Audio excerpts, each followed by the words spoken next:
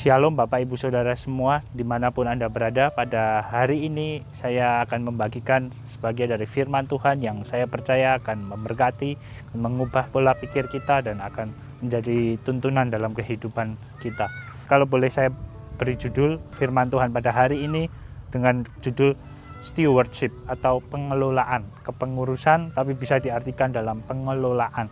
Bahwa sebenarnya saat kita hidup di dunia ini, kita adalah pengelola. Saya pernah sampaikan bahwa kita ini pelayan, bukan hanya sekedar melayani, tapi kita punya pola pikir pengelola. Apa itu pola pikir pengelola? Bahwa saat kita dipercayakan sesuatu, kita kelola untuk berkembang, menjadi lebih baik, menjadi lebih banyak, menjadi berlipat-lipat kali ganda. Oleh sebab itu pun yang ada di dalam kebenaran firman Tuhan. Saat Tuhan menciptakan manusia di Kejadian 1, saya bacakan untuk Bapak Ibu Saudara semua. Kejadian 1 ayat 28 sampai 30. Allah memberkati mereka, lalu Allah berfirman kepada mereka, "Beranak cuculah dan bertambahlah banyak. Penuhilah bumi dan taklukkanlah itu. Berkuasalah atas ikan-ikan di laut dan burung-burung di udara dan atas segala binatang yang merayap di bumi." Berfirmanlah Allah, "Lihatlah, Aku memberikan kepadamu segala tumbuh-tumbuhan yang berbiji di seluruh bumi dan segala pohon-pohonan yang buahnya berbiji. Itulah yang akan menjadi makananmu. Tetapi kepada segala binatang di bumi dan segala burung di udara dan segala yang merayap di bumi yang bernyawa, Aku berikan kepada segala tumbuh-tumbuhan hijau menjadi makanannya." Dan jadilah demikian. Ini luar biasa bahwa Tuhan mempercayakan kepada kita seluruh bumi dan isinya. Tapi harus dikelola, harus di stewardship, harus bukan cuma kita menerima, bukan hanya kita pola pikirnya konsumtif, tapi kita pola pikir pengelola.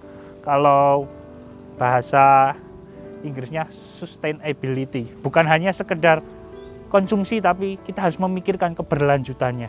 Apapun yang Tuhan percayakan kepada kita, kita secara manusia, kita secara biologis juga berusaha mempertahankan tubuh kita mempertahankan keluarga kita dari keluarga yang kecil sampai menjadi keluarga yang besar. Dari dagangan yang kecil menjadi dagangan yang makin banyak. Dari usaha yang kecil menjadi usaha yang semakin besar. Dari dulu masuk kerja, pelayan kantor, pegawai kantoran, sekarang sudah bisa menjadi direktur. Oleh sebab itu pola pikirnya harus pola pikir pengelola. Dan saya mau katakan hal yang pertama tentang pengelolaan, ini bukan soal kuantiti, ini soal kualitas. Ini bukan soal jumlah, tapi ini soal kualitas. Apa artinya? Jumlah kadang nggak berpengaruh, tapi kualitaslah yang berpengaruh. Kualitas dalam kita mengelola yang Tuhan percayakan kepada kita. Sehingga jangan pernah berpikir, Tuhan percayakan aku segala sesuatu yang besar. Tuhan percayakan aku kuantitas yang banyak. Tuhan percayakan aku dengan pegawai yang jumlahnya ratusan. Lawang kita satu pegawai aja nggak bisa mengelola misalnya. Ini bukan soal jumlah, tapi ini adalah soal kualitas. Ya, saya berasal dari keluarga yang besar. Dulu emak saya, nenek saya itu satu nenek satu kakek ya. Satu emak, satu engkong bisa mempunyai 15 anak. Jadi ibu saya itu anak ke-13 dari 15 bersaudara. Semuanya sudah beranak cucu dan bertambah banyak, beneran menggenapi firman Tuhan. Jadi kalau kumpul itu sekarang sudah mungkin dengan anak cucu, cicit, itu mungkin sudah hampir 100 orang kalau kumpul Imlek. Jadi ya dari yang mungkin dulu engkong saya sendirian, kemudian pacaran, bahasa anak sekarang, kemudian menikah, kemudian jadi sebanyak itu. Kita secara alami Tuhan percayakan untuk bertambah banyak. Kenapa kita tidak segala sesuatu yang Tuhan percayakan kepada kita tidak kelola untuk menjadi lebih baik, untuk menjadi lebih banyak dalam kuantitas. Apapun itu, pekerjaan kita, pelayanan kita, usaha kita. Yang kedua adalah tentang kesetiaan. Berapa banyak kali pola pikir kita tentang kesetiaan, dulu satu, sekarang satu. Tapi dari perumpamaan talenta, ayatnya panjang sekali, saya tidak akan bacakan tapi akan saya rangkum. Tuhan berkata kepada hambanya yang melipat gandakan talentanya dari 5 menjadi 10, 2 menjadi 4. Tuhan berkata, "Engkau adalah hambaku yang baik dan setia." Ternyata definisi kesetiaan menurut kacamata Alkitab adalah pelipat gandaan. Dari 5 menjadi 10, dari 2 menjadi 4. Bahasanya di Alkitab di Matius 25 tentang talenta ini adalah laba, yang 2 memperlabakan menjadi 4, yang 5 memperlabakan menjadi 10, sehingga kesetiaan itu ada penambahan di sana. Saya tidak berkata kalau gitu suami istri kemudian nambah suami atau nambah istri, bukan di situ poinnya. Bertambah kualitasnya, bertambah keintimannya. Kalau yang kita bekerja, bertambah usahanya untuk kemudian kita naik jabatan, naik karir. Yang berdagang bertambah banyak, sehingga kesetiaan itu bukan sekedar sama seperti Yesus mungkin ya, dulu sama, sekarang sama, sampai selama-lamanya sama. Tapi Yesus adalah Tuhan, dan kesetiaan ini adalah tentang pertumbuhan. Kesetiaan itu adalah tentang penambahan, bahkan kesetiaan adalah tentang pelipat gandaan. Hal yang ketiga, olah dengan setia apa yang ada di tangan kita. Menarik ya, kalau Yesus juga berkata di salah satu perumpamaannya, hal kerajaan surga seumpama biji sesawi. Bayangkan, heavenly things itu, hal-hal dari surgawi, itu datang dalam bentuk terkecil, biji sesawi. Saya mau katakan bahwa mungkin kita diselamatkan, bukan mungkin, ini sudah pasti. Kita diselamatkan oleh pengorbanan Yesus Kristus dalam bentuk terkecil dari wujud manusia, bayi.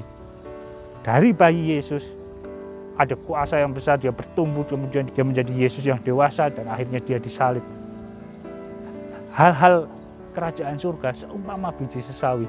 Hal-hal yang surgawi mungkin datang dalam hal yang kecil. Sayangnya kita sering meremehkan hal-hal yang kecil. Cuma seginilah, kurang ini, mana mungkin bisa berkembang, mana mungkin bisa bertambah banyak. Padahal mungkin itu adalah hal-hal surgawi yang Tuhan percayakan kepada kita. Karena hal kerajaan surga seumpama biji sesawi, kecil. Tapi Tuhan Yesus berkata, kalau dia nanti tumbuh besar, dia akan menjadi tumbuhan yang besar, dan akan ada burung-burung akan bersarang di kepalanya. Dia akan menjadi yang paling besar, hanya karena dari hal yang kecil. Jangan pernah meremehkan apa yang ada di tangan kita.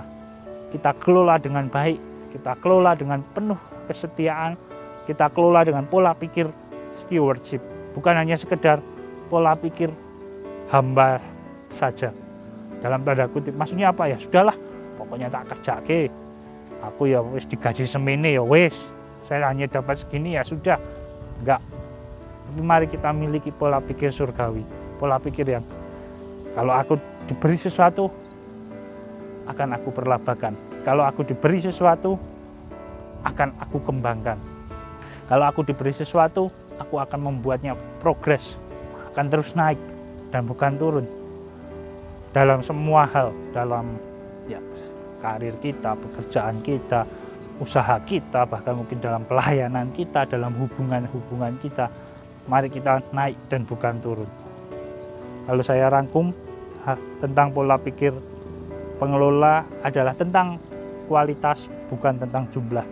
Yang kedua, pola pikir kesetiaan itu bukan pola pikir yang terus sama, tapi adalah pola pikir pelipat gandaan. Dan yang ketiga, olah dengan setia apa yang Tuhan percayakan kepada kita. Mungkin itu hal kecil, tapi saya percaya hal kerajaan surga itu datang mungkin dengan hal yang paling kecil. The best thing comes with the small pack. Kadang hal-hal yang terbaik datang dalam packaging yang kecil-kecil. Mari kita berdoa. Tuhan, terima kasih Tuhan buat satu kali lagi kesempatan yang sudah Engkau berikan kepada kami untuk kembali kami mendengarkan firman-Mu Tuhan. Kami percaya Tuhan, iman timbul karena pendengaran dan pendengaran akan firman Tuhan. Biarlah firman-Mu ini masuk Tuhan, biarlah firman-Mu ini mengakar di dalam kehidupan kami. Tapi terlebih daripada itu, biarlah firman-Mu berbuah-buah berlipat-lipat kali ganda. Ajar kami untuk berhikmat, ajar kami untuk bisa mengambil keputusan mana yang baik dan mana yang benar. Ajar kami memiliki pola pikir pelayan, pola pikir pengelola untuk mengelola menjadi lebih baik, menjadi lebih banyak, menjadi lebih bagus dari apapun yang sudah Engkau percayakan kepada kami. Tuhan, Engkau berkati usaha kami, Engkau berkati pekerjaan, pelayanan kami Tuhan, Engkau berkati hubungan kami berdoa untuk bumi ini yang sedang mengalami banyak permasalahan Tuhan. Biarlah bumi ini kembali melihat kepadamu dan menemukan bahwa kedamaian hanya ada di dalam Yesus Kristus. Terima kasih Tuhan, beri kami hikmat-Mu, beri kami sukacita-Mu dalam menjalani kehidupan kami di tengah-tengah masa yang tidak menentu ini Tuhan. Terima kasih Tuhan, terima kasih Yesus. Di dalam nama Tuhan Yesus Kristus kami berdoa dan mengucap syukur. Haleluya. Amin.